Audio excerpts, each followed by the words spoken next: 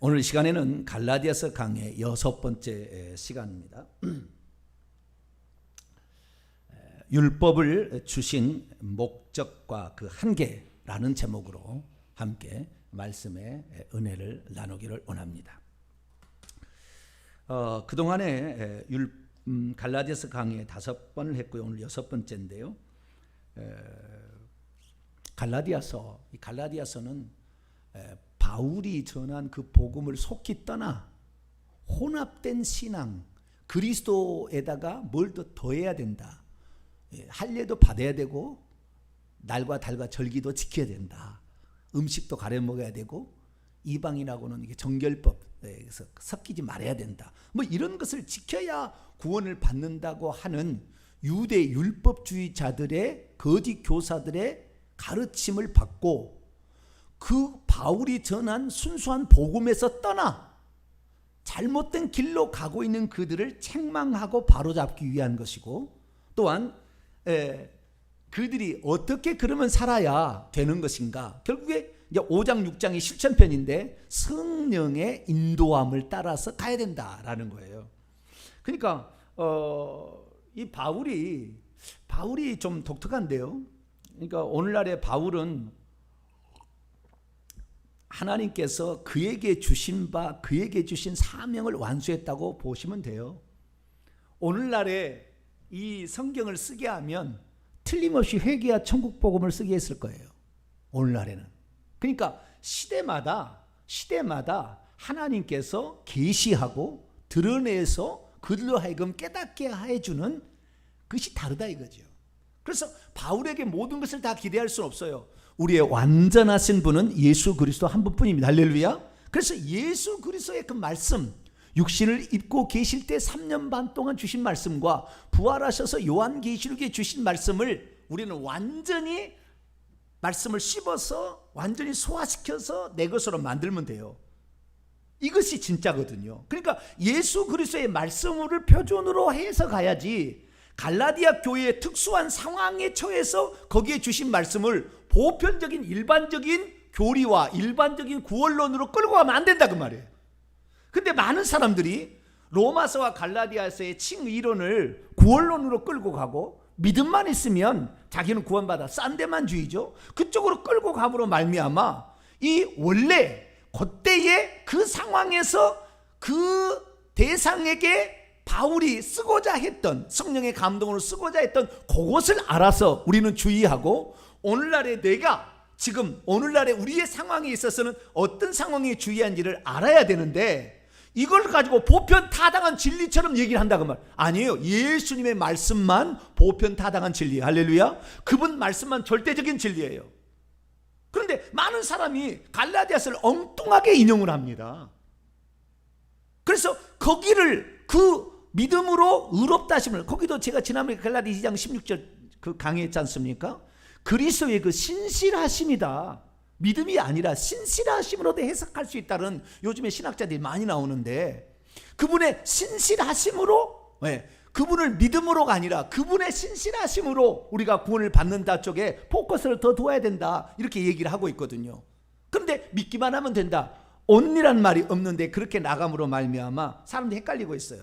그래서 이번에 갈라디아서에 제가 그게 아니다 라는 것을 통하여 예수 그리스도, 우리를 구원하러 오신 아브라함의 복이 어떤 자에게 미치는 거냐, 아브라함에게 여호와께서 나타나셔가지고 내가 내게 다시 오리니 네게 아들이 있으리라, 내년 이맘때에 내가 너에게 다시 오리니 네 씨가 탄생할 거다 라고 했을 때, 그 씨는 결국에 예수 그리스도였기 때문에 요한복음 8장에 아브라함은 나를 이렇게 대접하지 않았다, 아브라함이 나의 때 볼 것을 보고 기뻐하였다. 요한복음 8장 56절의 그 말씀의 의미가 결국에 하나님께서 다시 오실 때는 아들로 오셔서 인류를 구원한다는 그 약속이 중요하고, 그 약속을 신실하게 예수 그리스도가 이루신 것을 우리가 믿음으로 아브라함의 복에 동참한다는 말이지, 나는 예수 그리스도를 믿어, 나는 믿었으니까 나는 복 받아야 돼, 그게 아니라, 꼭 그것은 구약의 유대인과 똑같은 거예요. 나는 할례를 받았어, 나는 아브라함의 후손이야, 나는 아브라함의 자손이야, 나는 그래 구원을 받아, 이거나 무슨 차이가 있냐고 말이에요. 나는 믿음을 가졌어, 나는 예수 그리스도를 믿어, 나는 복을 받을 거야, 나는 천국 갈 거야, 이거하고 무슨 차이가 있냐고 말이죠. 그래서 제가 이 아브라함의 복이 어떻게 미치는 것인가, 이 부분에 관하여 한 시간 내내 설교한 게 한 편이 있고요. 그 다음에 지난주까지는 그 율법의 행위들이 무엇인가, 율법의 행위와 지금 믿음을 비교한 것이지 율법과 비교하지 않았거든요, 이 바울은. 그러나 율법에 대해서 얘기를 합니다. 그래서 오늘은 그 율법을 얘기하는 것이고, 2시간에 걸쳐서 율법의 행위와 바울이 네가 의롭다 함을 얻지 못하는 것은 율법의 행위로서가 아니라 믿음으로서다, 이 맞는 말이죠. 예수 그리스도께 행하신 일을 믿음으로 의롭다는 것이지, 율법을 지켜서 어떤 사람이 의롭다고 얻을 수가 있어요? 하나만 어겨도 다 어긴 것인데, 불가능한 거거든요. 그래서 율법의 행위로서 의롭다함을 얻는 것이 아니라 믿음으로서 얻는다라는 말과 믿음을 비교해야지, 율법과 믿음을 비교해버리면 안 된다 그 말이에요. 그것은 다른 영역이에요. 영역이 다른 영역. 바울이 말하려고 하는 갈라디아를 책망하는 것은 너희가 이렇다라는 거예요. 자, 갈라디아서 4장을 볼까요? 4장 8절부터 11절까지 보면 바울이 왜 갈라디아 성도들, 이 이방인 성도들을 책망했는지 그 이유를 알 수가 있어요. 그러나 너희가 그때에는 하나님을 알지 못하여 본질상 하나님이 아닌 자들, 이방 신들, 귀신들에게 종노를 하였는데, 이제 너희가 하나님을 알 뿐 아니라 더욱이 하나님이 아신 바 되었거늘 어찌하여 다시 약하고 천박한 초등학문, 약하고 천박한 초등학문, 이게 바로 율법입니다. 율법. 특히 율법 가운데서도 규례를 가리키는 게, 율법의 규례들을 가리키는 게 규례들. 초등학문으로 돌아가서 다시 그들에게 종노를 하려 하느냐? 10절 11절 읽습니다. 시작. 너희가 날과 달과 절기와 해를 삼가 지키니 내가 너희를 위하여 수고한 것이 헛될까 두려워하노라. 이게 뭡니까? 약하고 천박한 초등학문은 어떤 규례를 지키는 거예요. 의식법들을 가리키는 것입니다. 그리고 절기를 지켜야 된다, 할 일을 행해야 된다, 음식을 이렇게 뭘 먹고 먹지 말. 그래서 지난주에 이제 골로새서까지 다 얘기를 했지 않습니까? 비교해서. 그게 아니라 뭘 만지지 말라, 그다음에 뭘 먹지 말라, 그다음에 뭔가 접촉하지 말라, 그다음에 뭘 지켜라, 할 일을 행해라, 이런 의식적 행위들로 말미암아 나타나는 어떤 것이 우리를 의롭게 하지도 않고 우리를 구원하지도 않아요. 그것은 이미 예수 그리스도가 누군지를 예표해 주는 예표들입니다. 그래서 장차 오실 예수 그리스도가, 메시아가 어떤 존재임을 가르쳐주기 위한 예표였던 것이지, 그래서 예수 오셔서 그것을, 이 규례들을 성취함으로 말미암아 이제는 정하고 부정한 것이 없어졌다. 음식의 규정이 없어요. 돼지고기 먹어도 되고 오징어 먹어도 된다 그 말. 지금은 아무런 그 죄가 되지 않는다 그 말. 이미 예수 그리스도께서 그 모든 영적인 의미를 다 이루어버렸기 때문에. 그래서 지금 갈라디아 성도들을 책망하는 것은 율법 자체를 지키지 말라고 그런 얘기 아니고, 너희들이 율법의 규례를 따라감으로써 네가 뭔가를 의를 얻으려 하고 네가 무슨 구원을 얻으려 하고 이렇게 하는 건 아니다라는 거예요. 자, 갈라디아 3장으로 또 앞으로 넘어가 봅시다. 또 책망하는 게 뭐냐? 3장 1절에서 5절까지 봅니다. 어리석도다 갈라디아 사람들아, 예수 그리스도께서 십자가에 못 박힌 것이 너희 눈앞에 밝히 보이거늘 누가 너희를 미혹하더냐? 미혹하는 놈이 있었다는 거잖아요. 내가 너희에게서 다만 이것을 알려 하노니 너희가 성령을 받게 된 것이 율법의 행위를 무슨 지켜서냐, 아니면 듣고 믿음을 통해서 이게 된 일이냐? 너희가 이같이 어리석으냐? 이 어리석은 갈라디아 사람들아, 어리석도다 갈라디아 사람들아, 성령으로 시작하였다가 육체로 마치려고 하느냐? 너희가 이같이 많은 괴로움을 이유 없이 받았느냐? 그러니까 그건 뭐 지켜야 된다 처음에 그게 아니라 오직 예수 그리스도를 믿음으로 받는다고 하니까 다른 사람이 막 핍박하는 것을 견뎌냈는데 그것이 헛된 것이 되어버리겠느냐? 5절 읽습니다. 시작. 너희에게 성령을 주시고 너희 가운데서 능력을 행하게 하신 이의 일이 율법의 행위로부터냐 혹은 듣고 믿음으로부터냐?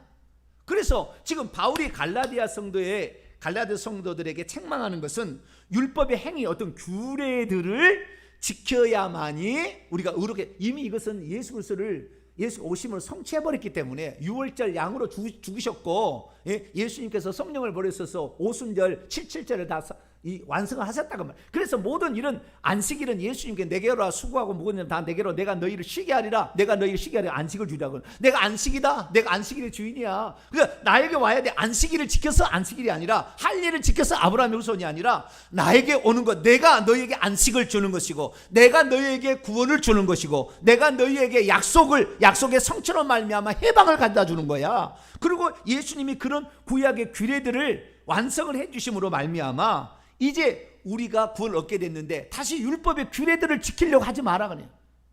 자, 갈라디아 또 5장 넘어갑니다. 2절부터 4절까지. 보라, 나 바울은 너희에게 말은 너희가 만일 할례를 받는다면 그리스도께서 너희에게 아무 유익이 없으리라. 너희가 할례를 받는 사람에게 다시 증언하노니 그는 율법 전체를 행할 의무를 가진 자라. 율법 아래서 의롭다함을 얻으려 하는 너희는 그리스도에게서 끊어지고 은혜에게서 떨어진 자로다. 그래서 할례를 받아야 내가 의롭다함을 얻고 할례를 받아야 아브라함의 복을 받는다. 그게 아니라 그 말이에요. 아브라함의 복은 약속을 믿음으로, 그 약속은 어떤 약속이요? 내가 너에게 다시 오리니 너에게 아들이 있으리라. 그 아들이신 씨, 단수, 그 예수 그리스도로 말미암아 구원을 받고 은혜를 받고 복을 받는다는 것이었지, 할례를 행하는 것은 자기가 육체를 땅에서 행하는 것의 죄를 더 이상 짓지 않게 된 회개의 표시로서 꽃의 끝을 잘라서 다시는 내가 하갈에게 이런 육체를 써서 자식을 낳는 일을 하지 않겠다는 회개의 표시인 것이지, 회개가 중요한 것이지 육체에다가 할례, 복용수술하는 것이 너희에게 은혜를 주는 게 아니다. 네가 하고 싶으면 하고 말고 싶으면 마는 것이고 너는 그것은 그런 것이지 그게 아니다라는 거죠. 그런데도 지금 유대 율법주의자들이 와가지고 그리스도를 믿는 것으로는 구원 못 받아, 그리스도를 믿는 것으로 의를 얻을 수 없어, 그리스도를 믿는 것으로 아브라함의 복이 임하지 않아, 이렇게 가르쳤다는 거예요. 너희들이 배웠던 사도 바울은 이 정통이 아니야. 정통이 예루살렘의 사도가 아니잖아. 그러면서 막 하니까 사도 바울이 당신이 사도인 것을, 주님이 부활하신 주님의 사도잖아요.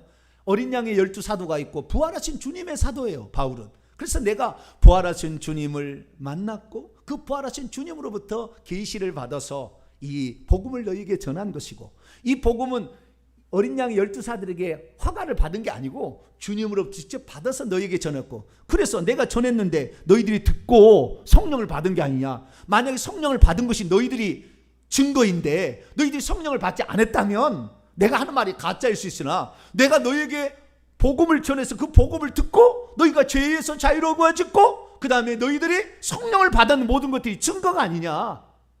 나중에 내가 가서 예루살렘에, 그래도 나는 이방인의 사도고 거기는 유대인의 할례자의 사도이기 때문에 우리가 영역이 다르기 때문에 가서 만나서 교제를 했었고, 그들의 유대 율법주의자들이 와서 안디옥 교회까지 와가지고 흐트러려고 하니까 이방인도 할례를 받아야 된다 그러니까 우리가 그러면은 우리가 이 얘기를 하면 안 믿을 것 같으니까 예루살렘에 가서 회의를 통해서 이 유대 본토죠. 예, 그 본토에서도 어떻게 할 것인가를 얘기를 해서 결국에 야고보와 베드로에 의해서 율법의 멍에를 이방인에까지 지우게 하지 말자, 결정인 거 아니냐 라고서 이제 갈라디아의 교회 성도를 써놓은 거죠.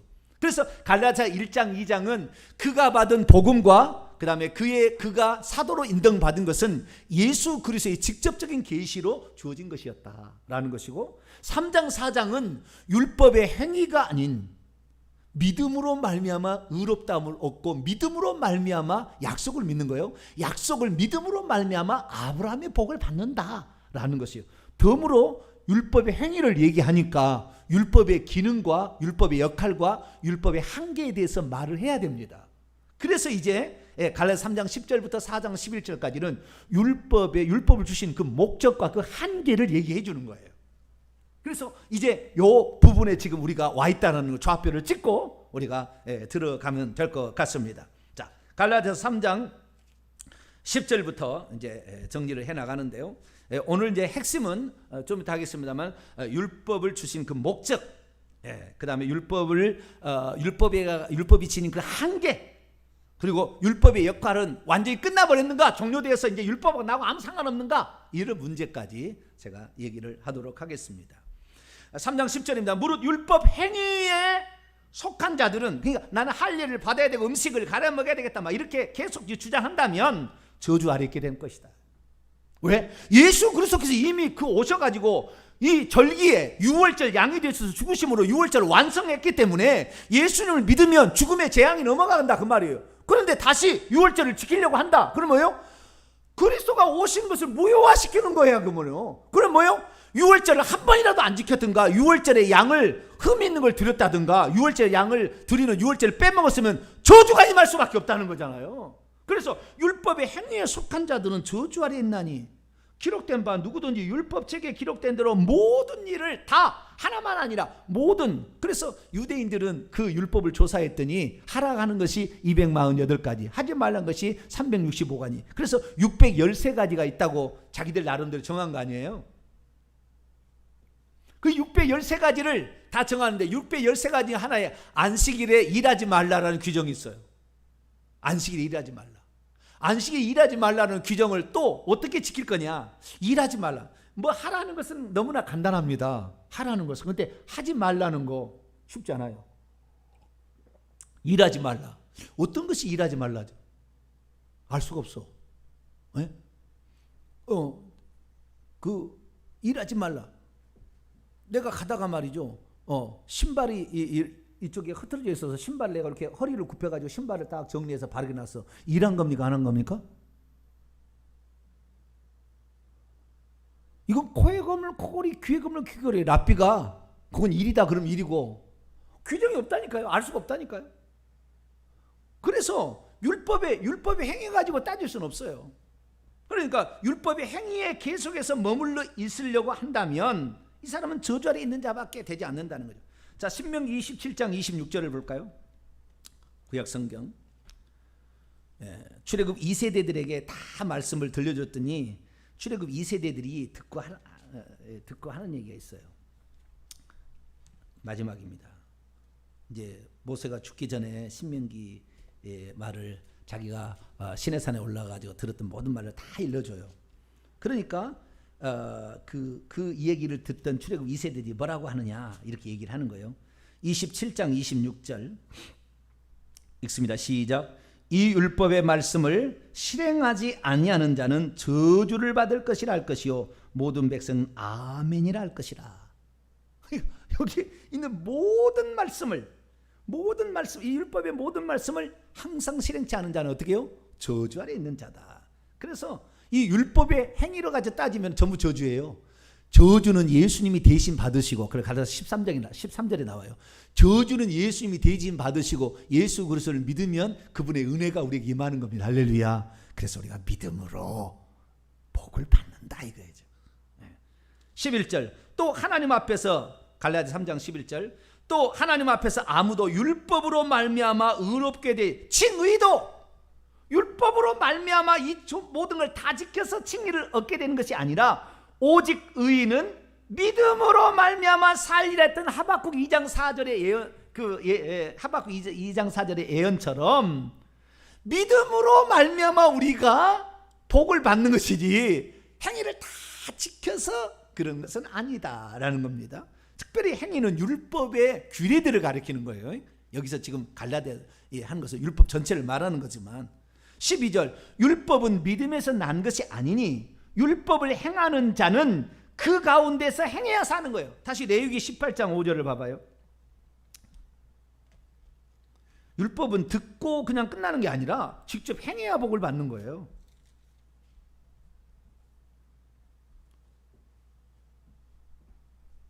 레위기 18장 5절 3절 보면은 애굽 땅의 풍속이나 규례 이런 걸 따르지 말라는 거예요.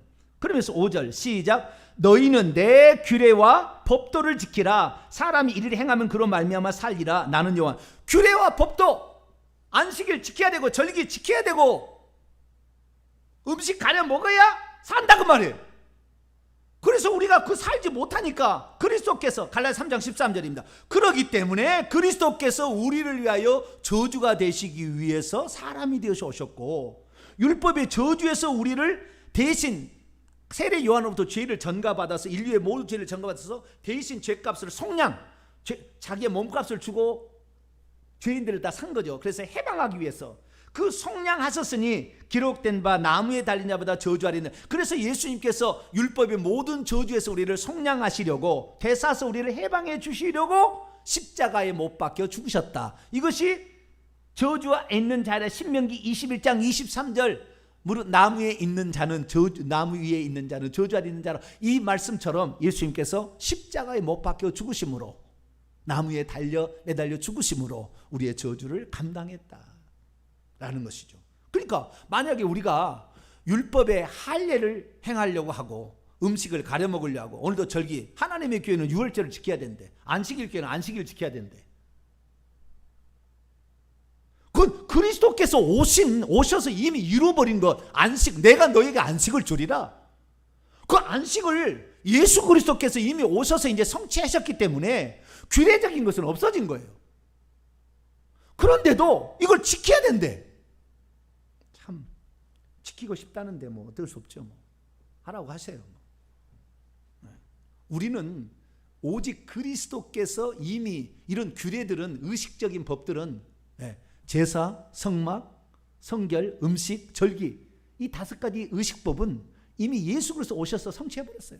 음식법 사도행전 10장에 보자기 환상을 통하여 베드로에게 잡아먹으라, 내가 깨끗했다 이거지. 다 끝났다는 거예요. 그런데도 다시 음식을 가려 먹으려 한다. 이건 그리스도의 죽으심을 헛되이 만드는 거예요. 그리스도의 죽으심을 헛되이 만드는 거예요. 자, 갈라디 2장 21절 읽습니다. 갈라디 2장 21절 시작.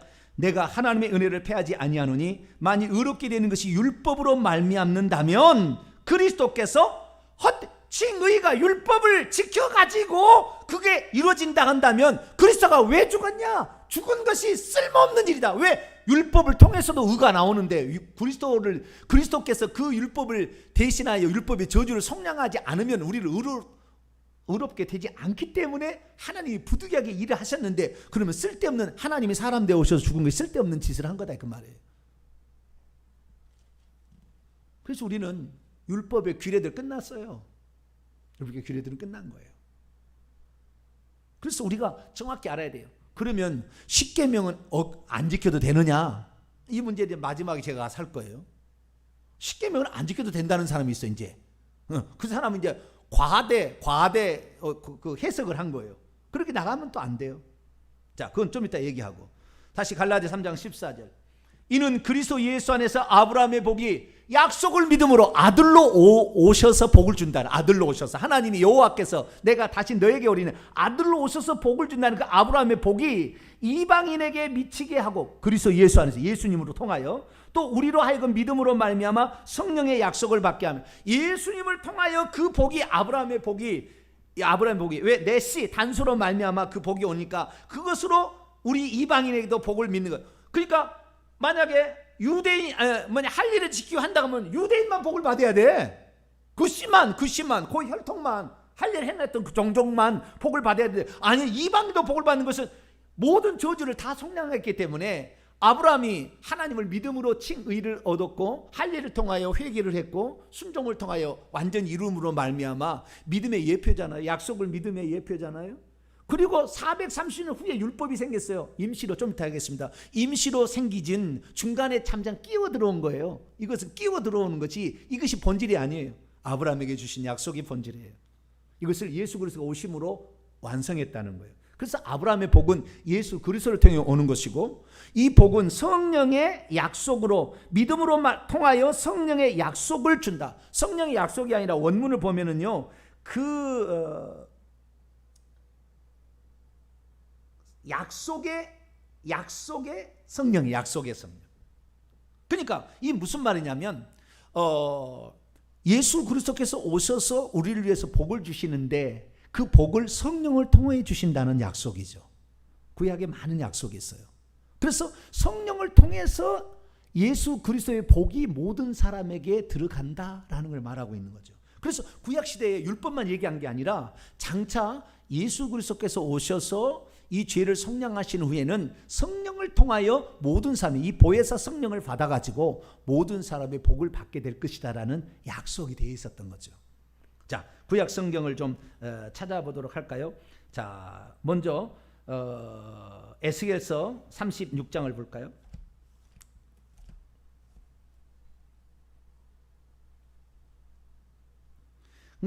우리의 오늘날 우리가 믿음으로 예수 그리스도를 믿음으로 받는 복은 성령을 통해서 완성되어집니다. 그것이 다 나와 있는 거죠. 에스겔 36장 25절부터 26절.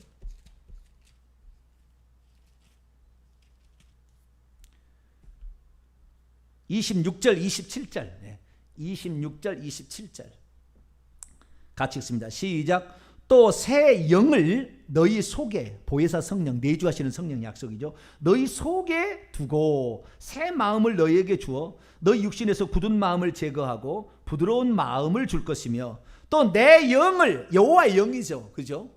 여호와의 영이에요. 내 영을 너희 속에 두어 너희로 내 율례를 행하게 하리니 너희가 내 규례를 지켜 행하게 될 것이다. 내 영, 그러니까 하나님께서 우리에게 성령을 보내주시면 그 영으로 말미암아 율법이 요구하는 바가 다 이루어지고 율법이 요구하는 바를 우리가 행할 수 있다라는 거예요.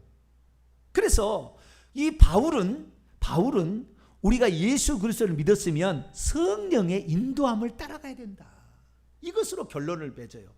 그런데 오늘날에 예수 그리스도를 믿고 성령을 받았어도 성령의 인도를 거부해버린 사람이 대부분이에요.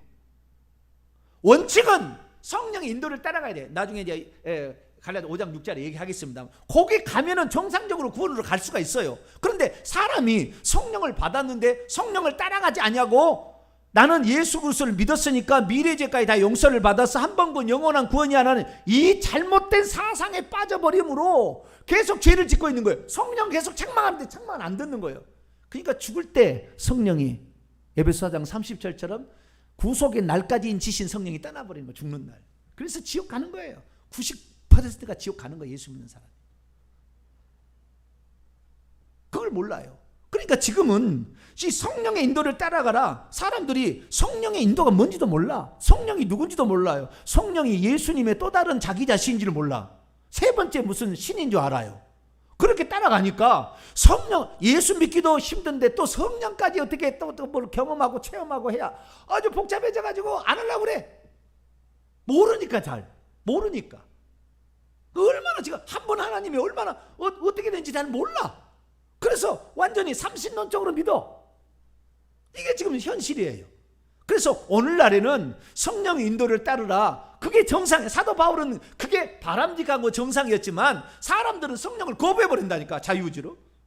그럼 어떻게 되는 거예요? 그래서 예수님께서 요한계시록의 2장 3장에 나타나셔가지고 7교회 하는 얘기를 성령의 음성을 들으라 하고는 회개하라 이렇게 명령했다고 말이에요. 주체를 나 예수가 말한다 하면서 성령이 교회들에 가신 말씀을 들을지 하고 속의 내용은 뭐예요? 전부 회개하라 이렇게 나간 거예요. 그러니까 지금 만약에 갈라디아서를 쓴다고 한다면 뭐예요? 너희들은 회개하라 이렇게 쓸 거예요. 틀림없이 그렇게 쓸 거예요. 회개 안 하잖아요. 회개하라고도 회개 안 하잖아요. 제가 회개하라고 목이 터져라고 지금 7년째 외치고 있으나 잘 안 좋아해. 우리 교회 등록 안 하려고 해. 등록했다도 가버려요. 왜요? 회개하기 싫으니까.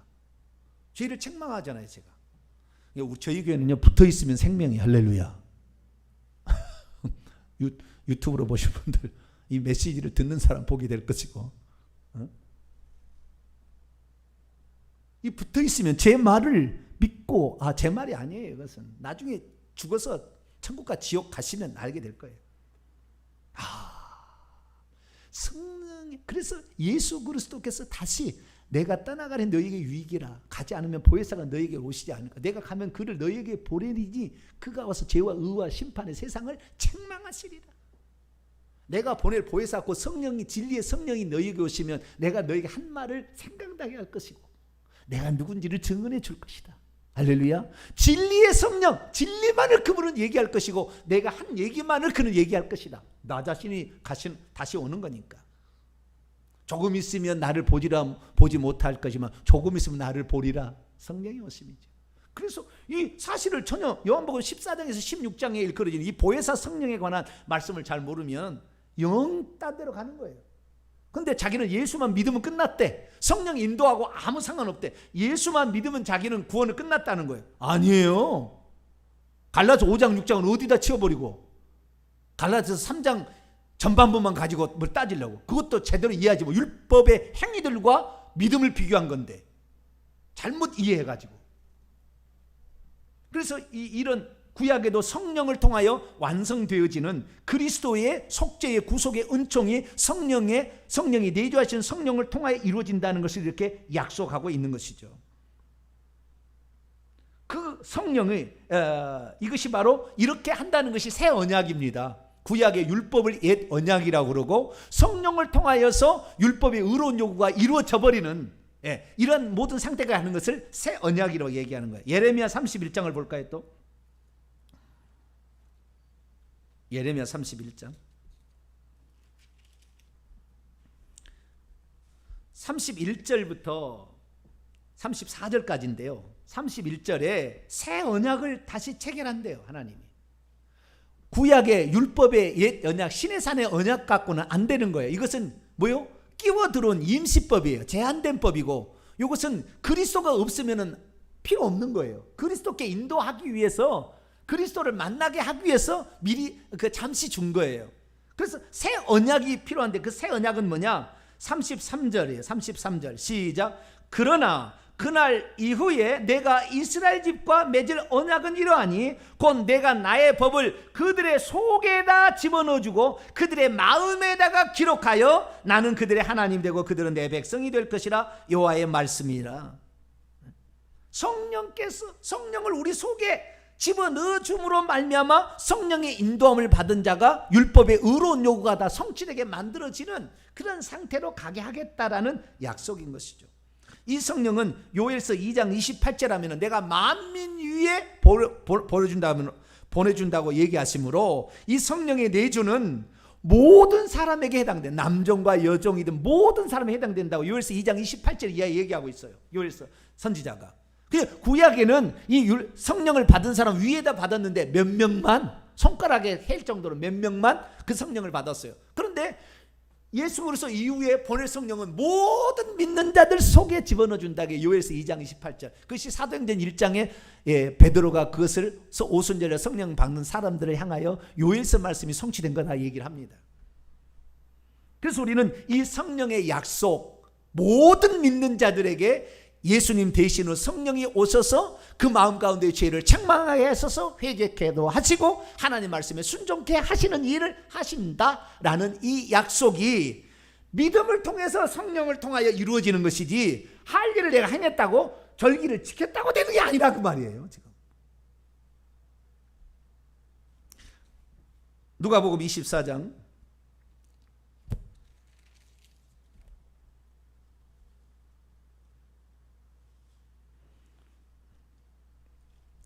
성령의 인도를 받기 싫어하거나 회개를 하기 싫어한다, 둘 중에 하나를 하기 싫어하는 사람은 제 설교를 안 들을 거예요.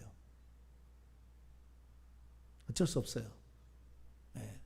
그 사람은 천국 가기 싫은 사람이에요. 죄 짓기 좋아하기 때문에 회개 안 하려고 그러는 거예요. 세상이 좋은 거예요. 자, 누가복음 24장 47절부터 49절까지인데 49절을 위하여 47절부터 읽습니다. 시작.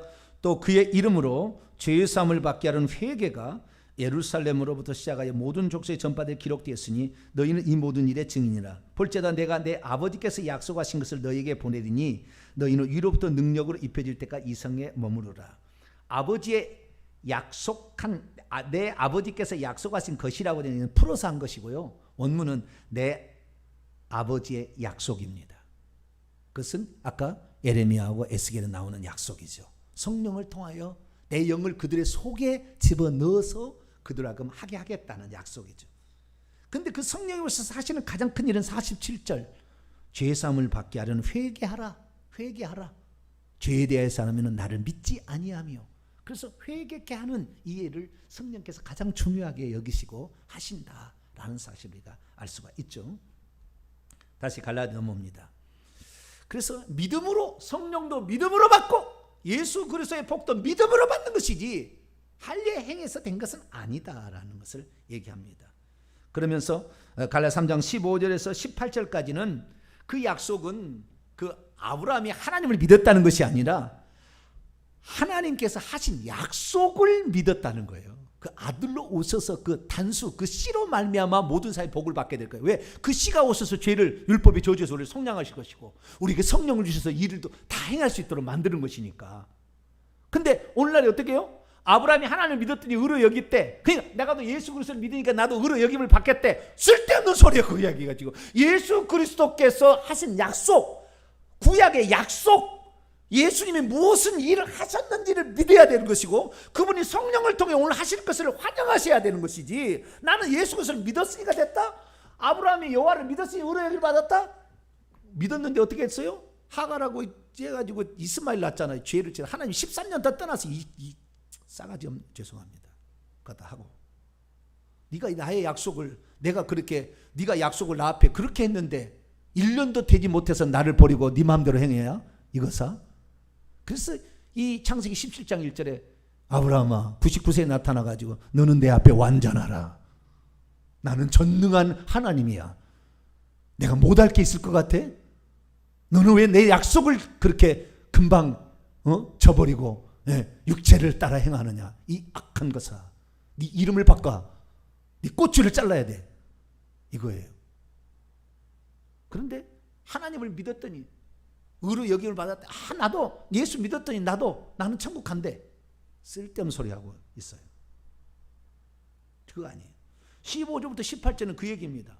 형제들아 내가 사람의 이해대로 말하노니 사람의 언약 약속이라도 정한 후에는 아무나 패하거나 더하지 못하지 않느냐. 이 약속들은 아브라함과 그의 자손에게 말씀하신 것인데 여럿을 가시고 그 자손을 하지 아니하고 한 사람을 가리켜 내 자손에서 곧 그리스도라. 내가 이것을 말하니 하나님께서 미리 정하신 그 약속 아브라함을 통해서 그 씨로 말미암아 천한 만민이 복을 받으라는 약속은 430년 후에 생긴 율법이 폐기하지 못한다. 율법은 임시로 들어온. 그래서 율법을 설명할 수밖에 없어. 그래서 19절부터는 율법이 무엇이냐?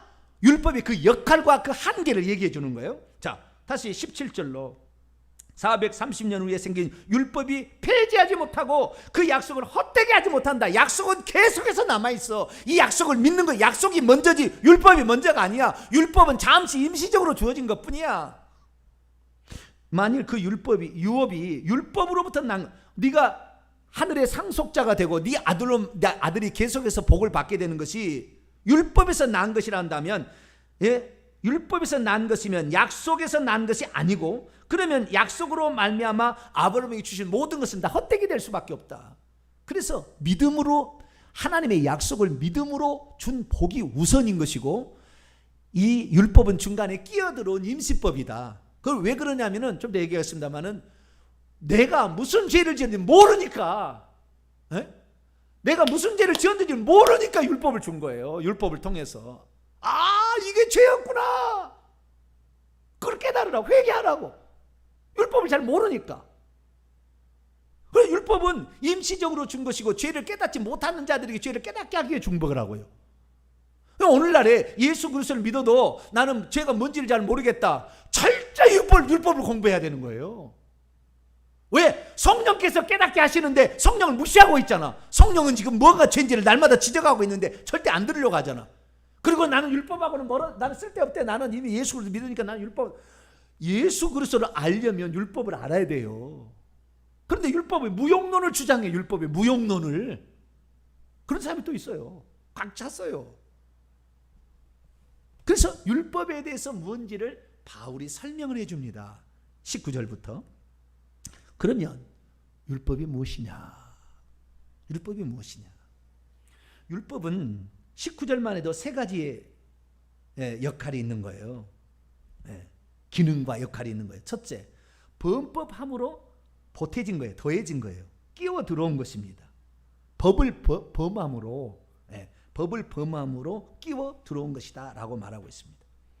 이 파라바시스, 범법이죠. 법을 어긴 것이에요. 위반한 것입니다. 하나님의 법을 위반한 것 때문에 그것을 깨닫게 하려고, 너가 지금 위반했어. 자,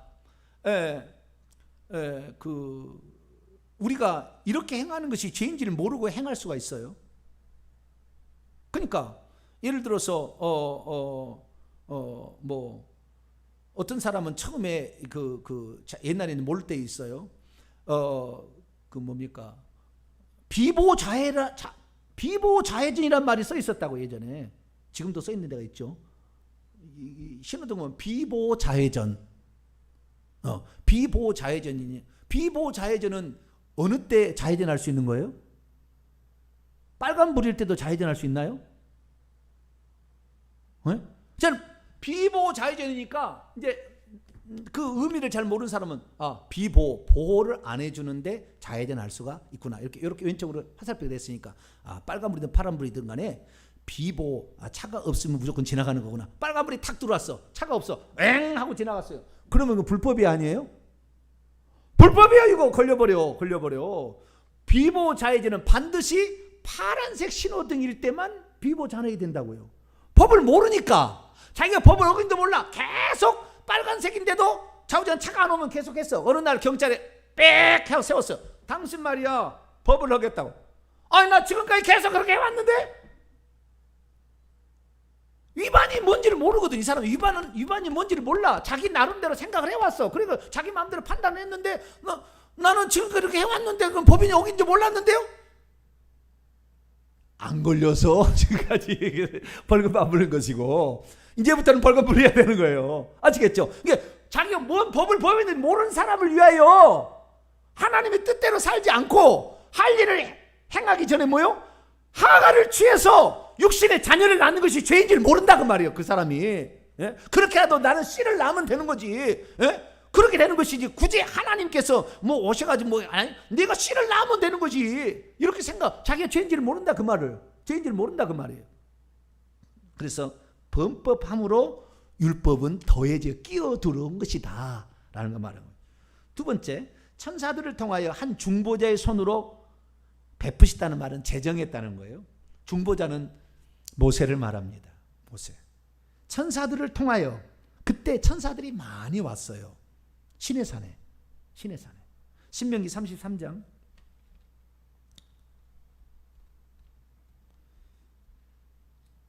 신명기 33장. 오늘 다 못해도 너무 실망하지 마세요. 또 다음 주에 계속 이어갈 테니까. 그래서 하나씩 우리가 공부를 해야 되죠. 신명기 33장 2절. 하나님께서 그날 오실 때 그냥 혼자 오신 게 아니에요. 시내산에 모세 혼자, 하나님 혼자 오셔서 모세하고 1대1 대화한 게 아니라고요. 신명기 33장 2절입니다. 시작. 그가 일렀으되 여호와께서 시내산에서 오시고 세일산에서 일어나시고 바란산에서 비추시고 1만 성도 가운데 성도라는 건 번역을 잘못했어요. 거룩한 자라는 뜻인데 이 거룩한 자는 천사를 의미합니다. 천사. 그러니까 수많은 거룩한 자들 가운데에 강림하셨다. 그러니까 레바바 코데시예요. 거룩한 자들, 1만의 거룩한 자들. 이렇게 번역을 해야 되니까 이것을 번역을 할 때 사람으로 번역을 해버렸는데 번역을 잘못한 겁니다. 고쳐야 됩니다. 어떻게 그걸 알 수 있느냐? 스데반이 설교할 때 이 얘기를 합니다. 스데반이. 사도행전 7장입니다. 율법의 기능과 역할 그리고 한계에 대해서는 다음 주까지 계속 하겠습니다. 그래도 중요한 사항은 지금 찾아가야 되니까 지금 율법의 그 기능과 역할 그걸 지금 찾아가고 있습니다. 사도행전 7장입니다.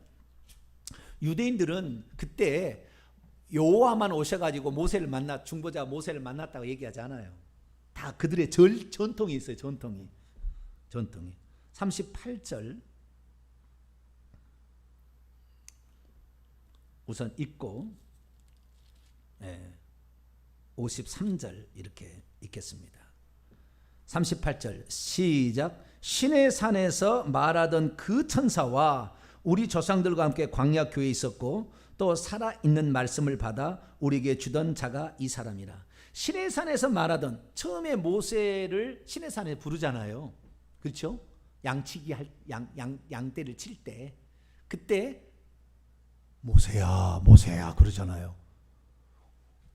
무슨 떨기나무에 불이 붙었는데 타지 않는 거잖아요. 모세야 네가 선 곳은 거룩한 곳이니 네 신발을 벗어라. 그때 여호와께서 나타나셨습니까? 여호와의 천사가 나타났습니까? 기억이 없어요? 여호와의 천사가 나타났죠. 여호와의 천사가 나타났는데 여호와의 천사의 입을 통하여 여호와께서 말씀하신 거예요. 아시겠죠? 그러니까 지금 이스라엘 민족은 어떤 생각을 가지고 있냐면 율법은 천사를 통하여 주어진 것이다 이렇게 생각을 하는 거예요. 보통 유대인들은 지금도 거룩한 천사가 준 것이다. 그런데 바울은 어떻게 그걸 해석하냐면 천사는 종이기 때문에 종을 통하여 주신 법은 종의 법이고 아들을 통하여 주신 법은 아들의 법이다. 그래서 모세는 하나님의 종, 그리고 천사도 종이잖아요. 그래서 그 종을 통하여 여호와의 천사, 여호와의 종이 와가지고 또 하나님의 종인 모세를 통하여 율법이 유대인들에게 이스라엘 백성이 주어졌잖아요. 그러니까 이 법이 이렇게 오게 될 때에 종을 통하여 또 중보자인 모세, 이 모세는 인간이기 때문에 온전치 못하잖아요. 그래서 이걸 통하여 주어진 복이기 때문에 불완전하다는 생각을 가지고 있어요. 유대인들은 불완전하다. 자, 58절을 더 볼까요? 53절, 사도행전 7장 53절. 그래서 유대인들의 생각이 여기에 나오는 거예요. 지금 스데반은 아주 오리지널 그 율법을 잘 알고 있는 사람이잖아요. 사도행전 7장 53절 시작. 너희가 천사가 전한 율법을 받고도 지키지 아니하였도다. 여기 천사가, 원문은 천사들입니다. 단수가 아니에요. 원문은 천사들이 전한 율법을 받고도. 그래서 그때 당시에 저는 여기를 뭐라고 설명하기 저는 어려워요. 왜냐하면은 여호와의 천사가 나타나가지고 모세를 불러가지고 모세에게 소명을 주잖아요. 그런데 그것은 여호와의 천사가 준 것이 아니고 여호와가 준 거라고 말해야 되잖아요. 그렇죠? 마찬가지예요. 시내산에 그러면 나중에 모세를 불러서 40일 동안 금식시키고 율법을 주게 될 때 여호와께서 하신 거잖아요. 그럼 여호와가 직접 와서 했겠느냐? 아니면은 여호와의 천사가 내려와서 여호와의 목소리로 얘기했느냐? 라는 것을 우리는 어떻게 했냐면, 우리는 이해할 때 처음에 하나님이 여호와의 천사가 모세를 만나서 얘기를 했지만 여호와가 했던 것을 우리가 이해를 하고, 뒤에는 여호와가 아예 와셔가지고 천사 통하지 않고 여호와가 직접 얘기한 것을 우리가 알고 있는데, 유대인들 생각은 어떻게 해요? 앞에도 여호와의 천사가 나타나서 오긴 왔는데 여호와께서 말씀하신 것이고, 뒤에도 여호와의 천사가 왔는데 여호와께서 말씀하신 것이고, 그리고 그때 천사가 한 명 온 것이 아니라 수많은 천사가 같이 왔어요. 그렇기 때문에 유대인들 생각에는 항상 여호와의 천사가 와서 율법을 전해준 걸로 알고 있어요. 그러나 그 천사는 여호와의 천사가 직접 준 게 아니고 그 속에서 여호와께서 말씀하셨기 때문에 여호와가 준 거지만 천사가 준 율법이라고 생각하고 있다는 거예요. 유대인들은. 우리는 그렇게 생각지 않죠. 우리는 그런 전통이 그런 게 없으니까, 그런 해석을 한 번도 들어본 적이 없으니까. 그러나 유대인들은 그런 생각을 갖고 있다는 거예요. 유대인들의 가장 많은 사고를 가지고 있는 신약 성경의 저자는 히브리서 저자예요. 히브리서 저자도 얘기를 합니다. 이거 유대인적 생각인 거예요. 히브리서 2장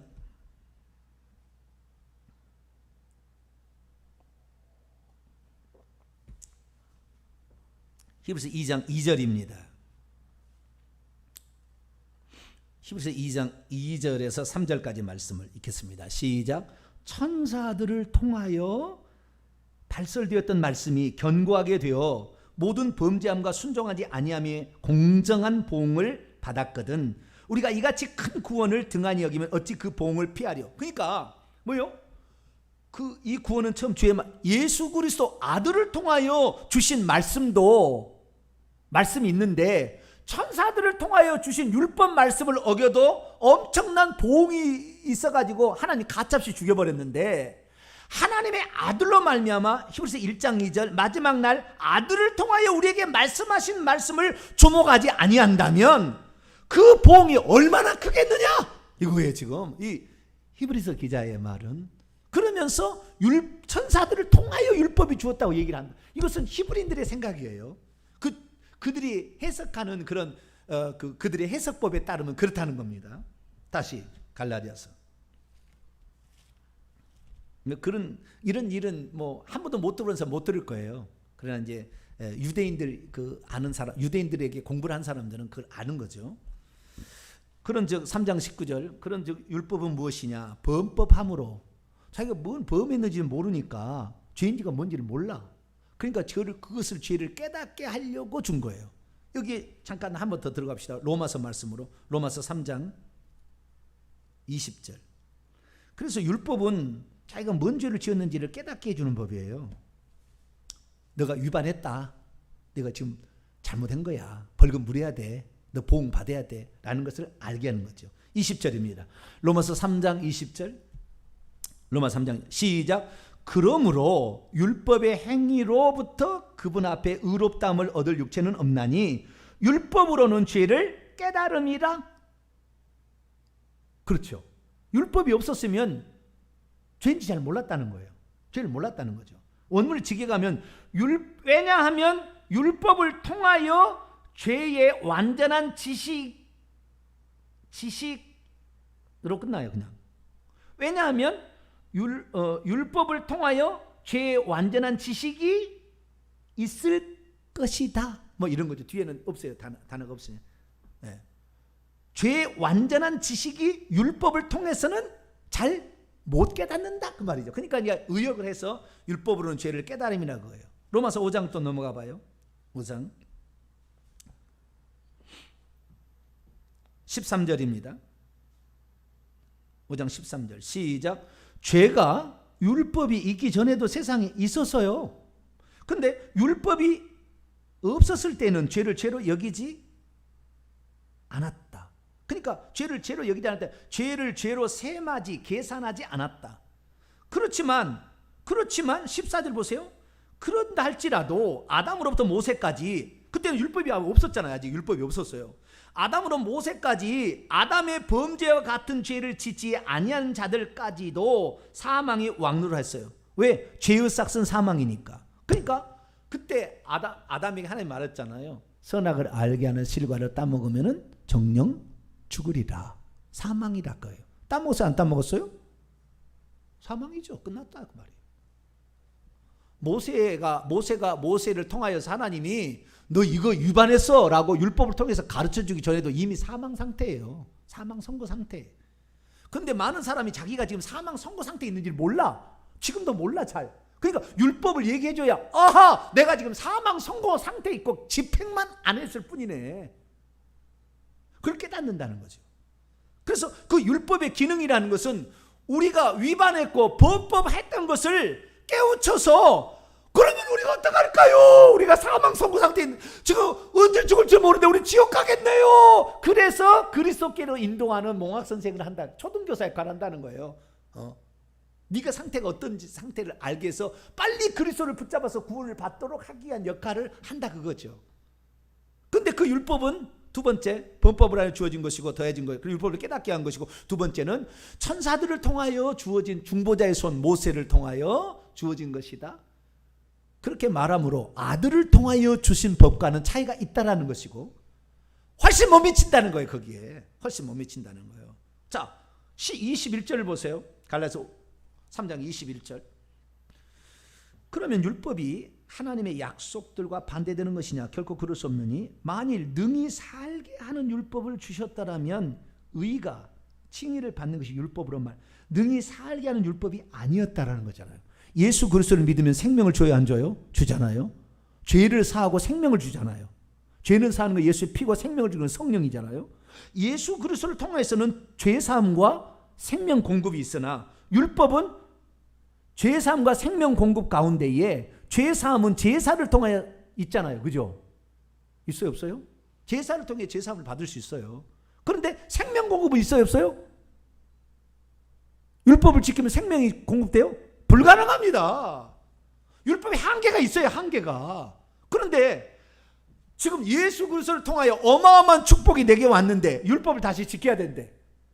한계가 있는 저 부족함이 있는 생명을 주지 못하는 그 율법으로 다시 돌아가려고 하니 바울이 얼마나 마음이 야 이것들아 죄송합니다. 이 어리석도다 갈라디아 사람들아, 그리스도의 죽음을 헛되이 하지 말라 이거예요. 그리스도의 죽음을 헛되이 하지 말라. 어떤 사람은 이 천사들을 통하여 중보자의 손을 베푸신 것을 통하여서 어떻게 하는 거예요? 이건 상당히 의미 있는 말이라고 봐요. 율법을 통해서 늘 사는 사람은 종에게 주신 법이기 때문에 종은 항상 하나님을 두려움으로 섬긴다는 거예요. 이건 지금 율법을 좀 못나게 평가하기 위해서 하는 것인데 그래도 참조할 만합니다. 복음은 예수 그리스도를 믿음으로 말미암아 죄로부터 해방시켜줘. 왜? 죄를 사해 주니까. 그 다음에 성령의 인도를 따라서 하나님 법대로 살 수 있는 능력을 막 줘. 그런데 율법은 지키지 않으면 살 수도 없어. 그거 지킨다고 살 수 있는 것도 아니고, 뿐만 아니라 율법을 지키지 않으면 엄청난 보응이 있어. 징계가 있다 그 말이에요. 그러니까 율법은 두렵고 떨림으로 항상 걸리면 큰일 나 이렇게 된다는 거예요. 율법은. 그러나 생명은 자유롭게 해주고 해방을 해준다는 거예요. 그래서 율법과 복음을 비교할 때 그렇게 설명하는 데도 있어요. 틀린 말은 아니나 참조는 할 필요는 있다. 참조할 필요 있다. 그래서 우리는 종으로서 이제 갈라디아서 이제 4장에 가면 이 율법과 복음을 비교하는 것을 하갈과 그 다음에 사례를 통하여 그의 자손들이 어떻게 되는 것인지를 얘기해 줌으로 비교를 해 줍니다. 나중에 자세히 얘기하겠습니다. 그래서 종의 법으로는 어쩌면은 두려움과 공포로서 하나님을 섬기게 만들고, 예수 그리스도를 통하여 믿게 되면은 자유와 해방의 자유의지를 통하여 하나님을 섬기게 해주는 역할이 있다는 것도 참조할 필요는 있습니다. 그러나 두렵고 떨림으로 주님을 섬기는 것을 완전히 없애야 된다, 이렇게 얘기하는 사람이 있어요. 복음만 중요하고 율법은 폐지론자죠. 그래서 두렵고 종처럼 아니에요.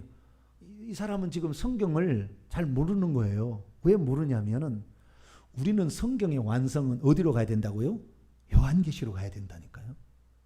요한계시록에서 천국에 가면 우리 그리스도인들은 신분이 나와요. 그 신분이 어떻게 나오느냐? 자, 요한계시록 21장을 봐봐요.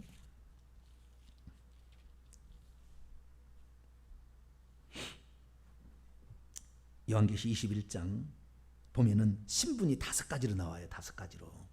근데 그것을 빼면 안 돼. 그런데 거기에 종이라는 신분도 있습니다. 천국에 가면 우리가 종이라는 신분도 있습니다. 그래서 두렵고 떨림으로 하나님을 경외하는 것도 있어야 되는 거예요. 완전히 율법은 폐기되었다 얘기하면 안 되는 거예요. 자 21장 3절을 보게 되면 하나님의 백성이 친히 하나님 백성 라오스죠. 하나님의 백성이라는 신분도 있습니다. 그러니까 하나님의 백성이라는 신분이 있어요. 그 다음에 지나가서 7절을 봐요. 7절. 이기는 자는 이것을 상속으로 받으리라. 나는 그의 하나님이 되고 그는 내 아들이 되리라. 상속자라는 것도 있고요, 아들이라는 것도 있습니다. 신분이. 첫째는 뭐예요? 하나님의 백성. 두 번째는 하나님의 상속자. 세 번째는 하나님의 아들이 되는 거예요. 네, 하나님의 아들이 되는. 천국에 가면은 아들이 되나요? 종이 되나요? 우리는 아들이 된다고. 아들. 예, 그래서 아들이라는 신분이요. 그 다음에 네 번째 9절. 신부 어린 양의 아내. 뭐라고요? 신부 어린 양의 아내. 그리스도의 신부 어린 양의 아내라는 신분도 우리에게 있는 거예요. 4가지. 5번째. 종이라는 신분도 있어요. 종. 자, 22장으로 넘어가야 돼. 이것은 22장 3절입니다. 3절. 다시는 저주가 없으며 하나님과 그의 어린 양의 보좌가 그 가운데 있으리니 그의 종들이 그를 섬기며 그분의 얼굴을 볼 때에 그의 이름이 그들의 이마에. 천사들, 여기에 종들은 천사도 될 수 있고 사람도 될 수 있어요. 천국에서 종이 신분도 있으니까 성도들에게는. 그런데 이 종은 하나님의 아들 상속자인 인간만이라는 걸 지칭하는 건 뭐냐면 그의 이름이 그의 이마에 있는 것인데, 이것은 요한계시록 14장에 보면 그들의 이마에 14만 4천 명은 구원받은 성도들만 지칭하는 표현이에요. 예수의 이름이 여기에 있는 것은 천사는 없어요. 그런데 우리 구원받은 성도들은 있습니다. 그렇기 때문에 구원받은 성도들도 종이라는 신분을 가지고 있다는 거예요. 그 밑에 계속 내려봅시다. 8절 9절을 보면 22장 8절 9절. 이것을 보고 들은 자는 나 요한이니 내가 듣고 볼 때 이 일을 내게 보이던 천사의 발 앞에 경배하려고 엎드려. 천사에게 아직 요한은 천국에 들어간 성도가 아니잖아요. 예? 아직 완전체가 아니라 이 땅에 육신을 입고 영만 지금 올라가서 지금 천국의 환상을 보고 있는데 그 천사 앞에 절을 하려고 하니까 9절. 그가 내게 말하기를 나는 너와 너의 형제들인 선지자들과 또 이 두루마리의 말을 지키는 자들과 함께 된 종이다. 동료 종이니 너도 종이고 나도 종이니 그래하지 말고 하나님께만 경배하라. 그래서 천국에서는 성도들도 종의 신분도 가지고 있어요. 하나님 백성, 하나님의 상속자, 하나님의 아들들, 어린 양의 신부, 그 다음에 하나님의 종들. 왜? 두렵고 떨림으로 끝까지 섬겨야 되니까. 그런데 어떤 사람은 율법과 복음을 비교하는 사람은 뭐예요? 우리는 복음으로 하나님 자녀가 되었대. 율법 필요 없대. 그래서 두렵고 떨림으로 하나님을 섬길 필요가 없다는 거예요. 이따위로 얘기하는 사람이 있다 그 말이에요. 이건 율법 폐지론자예요. 그러면 예수님께서 이 땅에 내가 뭐라요? 내가 율법을 완전케 율법을 내가 폐하는 것이 아니라 완전케 하려 함이라. 이 율법이 작은 하나도 쓸모없다고 하는 사람은 천국에서 지극히 작은 자가 되죠. 그럼 작은 자가 될 수밖에 없다. 그런 얘기 하는 사람은 그런 얘기 따라 하나님을 두렵고 떨림으로 섬기라고 얘기를 안 하는 사람들은 어떻게 해요? 천국에 가면 지극히 작은 자가 되는 거예요. 그래서 율법을 완전 폐지론자, 이건 이제 오늘 제가 얘기하는데 이제 뒷부분의 얘기라 못 해버렸어요. 다음 주에 계속해서 율법의 기능과 그 한계, 그 다음에 십계명 완전히 없어져 버렸는가, 그 문제까지는 계속해서 다음 주에 하도록 하겠습니다. 거룩하고 자비로우신 하나님 감사합니다. 갈라디아서의 그 특수한 상황에, 특수한 환경 속에 보내진 것을 보편차당한 진리로 만들어서 선포함으로 많은 사람을 나는 예수 믿으면 이미 칭의받았고 구원받았고 미래 죄까지 용서받아서 착각하는 사람들을 만드는, 양산해내는 것으로 갈라디아서 이용한 사람들이 있습니다. 주여, 우리는 그런 얄팍한 잘못된 것에 빠지지 않게 하여 주시고, 전체적인 맥락 가운데 갈라디아서를 통하여 바울이 쓰고자 했던 것을 알고, 오늘 우리는 그 위에 넘어서 주님 예수 그리스도의 가르침에 따라가기를 원합니다. 주님의 가르침이 표본인 것으로 알고 예수의 말씀을 따라 오늘도 살아가는 저희들 되게 해 주옵소서. 우리 주 예수 그리스도의 이름으로 기도하옵나이다. 아멘.